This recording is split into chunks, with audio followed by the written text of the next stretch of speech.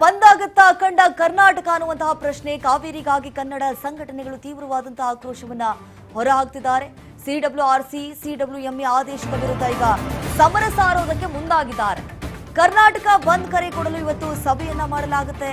ಇವತ್ತೇ ಕರ್ನಾಟಕ ಬಂದ್ ಆಗುವಂತಹ ಅಂದ್ರೆ ಇವತ್ತು ಯಾವತ್ತು ಬಂದ್ ಆಗಬೇಕು ಅನ್ನುವಂತಹ ದಿನಾಂಕವನ್ನ ನಿಗದಿ ಮಾಡುವಂತಹ ಸಾಧ್ಯತೆ ಹೆಚ್ಚಾಗುತ್ತೆ. ವಾಟಾಳ್ ನಾಗರಾಜ್ ಅವರ ನೇತೃತ್ವದಲ್ಲಿ ಮಹತ್ವದ ಸಭೆ ಇವತ್ತು. ಯಾವಾಗ ಪ್ರತಿಭಟನೆ ಆಗುತ್ತೆ, ರೈತರಿಗೆ ತೊಂದರೆ ಆಗುತ್ತೆ, ರೈತರಿಗೆ ಸಮಸ್ಯೆ ಆಗುತ್ತೆ ಅಂತ ಹೇಳಿ ಗೊತ್ತಾದ ತಕ್ಷಣ ಇಮಿಡಿಯೇಟ್ಲಿ ಧಾವಿಸುವವರು ವಾಟಾಳ್ ನಾಗರಾಜ್. ತಮಿಳುನಾಡು ಕರ್ನಾಟಕ ಯಾವಾಗ ಈ ರೀತಿಯಾದಂತಹ ಜಗಳಗಳು ಸ್ಟಾರ್ಟ್ ಆಗತ್ತೆ ನೋಡಿ, ಆ ಸಂದರ್ಭದಲ್ಲಿ ವಾಟಾಳ್ ನಾಗರಾಜ್ ಅವರು ಮುಂದೆ ಬರ್ತಾರೆ. ಇವತ್ತೇ ಕರ್ನಾಟಕ ಬಂದ್ ದಿನಾಂಕ ನಿಗದಿ ಮಾಡುವಂತಹ ಸಾಧ್ಯತೆ ಹೆಚ್ಚಾಗಿದೆ ನೋಡಿ.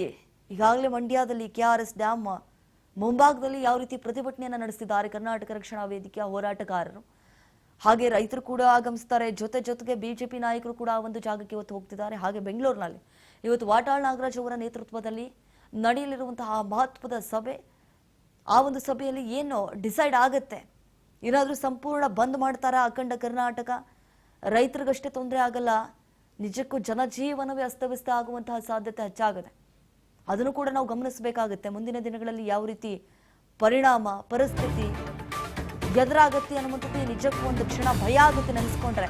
ಕರ್ನಾಟಕ ಬಂದ್ ದಿನಾಂಕ ಇವತ್ತೇ ಘೋಷಣೆ ಆಗುತ್ತಾ? ಬೆಂಗಳೂರಿನಲ್ಲಿ ಇವತ್ತು ವಾಟಾಳ್ ನಾಗರಾಜ್ ಅವರ ನೇತೃತ್ವದಲ್ಲಿ ಸಭೆ ನಡೆಯಲಿದೆ. ಬೆಳಗ್ಗೆ 11 ಗಂಟೆಗೆ ವುಡ್ಲ್ಯಾಂಡ್ಸ್ ಹೋಟೆಲ್ನಲ್ಲಿ ಸಭೆ ಆಗುತ್ತೆ. ಇದಕ್ಕೆ ಸಂಬಂಧಪಟ್ಟಂತೆ ತಮಿಳುನಾಡಿಗೆ ಕಾವೇರಿ ನೀರು ಬಿಡಬಾರದು ಅಂತ ಹೇಳಿ ಈಗ ಬಿಗಿಪಟ್ಟನ್ನ ಹಿಡಿದುಬಿಟ್ಟಿದ್ದಾರೆ. ತಮಿಳುನಾಡಿಗೆ ಒಂದು ವೇಳೆ ನೀರನ್ನ ನೀವು ಹರಿಸಿಬಿಟ್ರೆ ರಾಜ್ಯದ ರೈತರಿಗೆ ಸಂಕಷ್ಟ ಆಗುತ್ತೆ. ಬೆಂಗಳೂರು ಸೇರಿ ಹಲವೆಡೆ ಕುಡಿಯುವ ನೀರಿಗೂ ಸಮಸ್ಯೆ ಆಗುತ್ತೆ. ಸಿಡಬ್ಲ್ಯೂಆರ್ಸಿ ಸಿಡಬ್ಲ್ಯೂಎಂಎ ಆದೇಶಕ್ಕೆ ಕನ್ನಡ ಸಂಘಟನೆಗಳು ಈಗ ಕಿಡಿಕಾರ್ತಿದ್ದಾರೆ. ಬಂದ್ ಸಂಬಂಧ ವಿವಿಧ ಸಂಘಟನೆಗಳ ಜೊತೆಗಿಂದು ಇವತ್ತು ಸಭೆ ಇರುತ್ತೆ ನೋಡಿ. ಇದಕ್ಕೆ ಸಂಬಂಧಪಟ್ಟಂತೆ ಹೆಚ್ಚಿನ ಡೀಟೇಲ್ಸ್ ಕೊಡ್ತಾರೆ ನಮ್ಮ ಪ್ರತಿನಿಧಿ ವಿನುತಾ. ಈಗ ಫೋನ್ ಸಂಪರ್ಕದಲ್ಲಿ ಜಾಯ್ನ್ ಆಗಿದ್ದಾರೆ. ವಿನುತಾ, ನಾವು ಗಮನಿಸಿದಾಗೆ ಒಂದು ಕಡೆ ರೈತರು ಯಾವ ರೀತಿ ಆಕ್ರೋಶವನ್ನು ಹೊರ ಹಾಕ್ತಿದ್ದಾರೆ, ನೀರು ಬಿಡಬಾರದು ಅಂತ ಹೇಳಿ. ಮತ್ತೊಂದು ಕಡೆ ಈಗ ಸಿಡಬ್ಲ್ಯೂಆರ್ಸಿ ಅಧಿಕಾರಿಗಳು ಹೇಳ್ಬಿಟ್ಟಿದ್ದಾರೆ ನೀರು ಬಿಡಬೇಕು 15 ದಿನಗಳ ಕಾಲ. ಈ ಒಂದು ಹೋರಾಟ ಯಾವ ತಿರುವನ್ನ ಪಡೆದುಕೊಳ್ಳಬಹುದು ಅಂತ?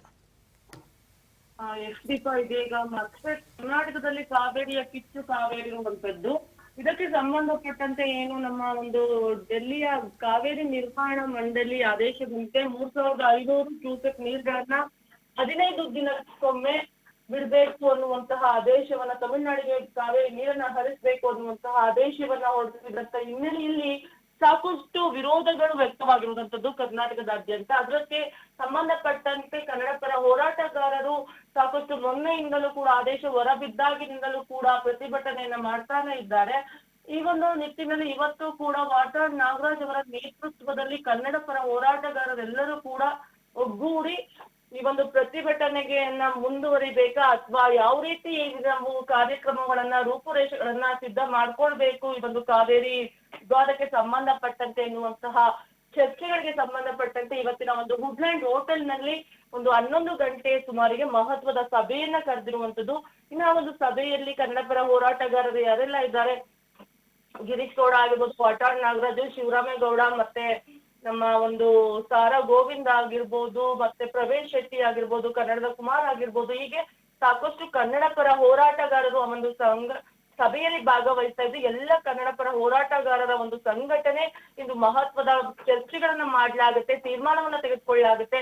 ಸರ್ಕಾರದ ನಿಲುವನ್ನ ಯಾವ ರೀತಿ ನಾವು ಬದಲಾವಣೆಯನ್ನ ಮಾಡ್ಬೇಕು, ಸರ್ಕಾರ ನಮ್ಮ ಕನ್ನಡಿಗರ ಪರವಾಗಿ ಯಾವ ರೀತಿ ತೀರ್ಮಾನವನ್ನ ಕೈಗೊಳ್ಬೇಕು, ಒಂದು ವೇಳೆ ನಮ್ಮ ಸರ್ಕಾರ ಏನಾದ್ರೂ ಕನ್ನಡಿಗರ ಪರವಾಗಿ ತೀರ್ಮಾನವನ್ನು ತೆಗೆದುಕೊಳ್ಳದ ಪಕ್ಷದಲ್ಲಿ ಕಾವೇರಿ ನೀರನ್ನ ಹರಿಸುವುದಕ್ಕೆ ಒಪ್ಪಿಗೆಯನ್ನ ನೀಡಿದ ಪಕ್ಷದಲ್ಲಿ ಅದಕ್ಕೆ ನಾವು ಮುಂದಿನ ಏನೆಲ್ಲ ಕ್ರಮಗಳನ್ನ ಜರುಗಿಸ್ಬೇಕು ಅನ್ನುವಂತಹ ಮಾತುಕತೆ ಕೂಡ ಇವತ್ತು ಆಗುವಂತದ್ದು.